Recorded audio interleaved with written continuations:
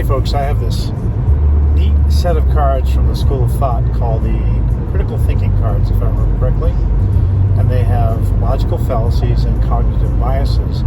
And a cognitive bias I read about yesterday was called the, let me get it right, curse of knowledge bias. The curse of knowledge bias.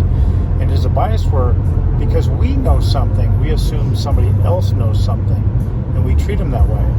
And it can be when you're training them, you think they already know how to do this part, but they don't, stuff like that. But I would suggest it's even worse in normal society because we judge people assuming they know what we know. And of course, if they don't believe the same thing as us, then obviously there's got to be something wrong with them. The curse of knowledge bias. And I would suggest that it's actually not the curse of knowledge bias. It is the curse of perception bias. And what I mean by that is this.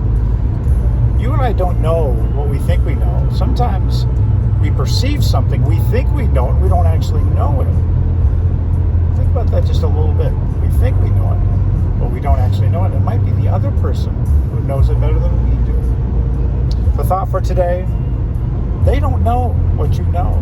Don't judge them. The thought for today is they don't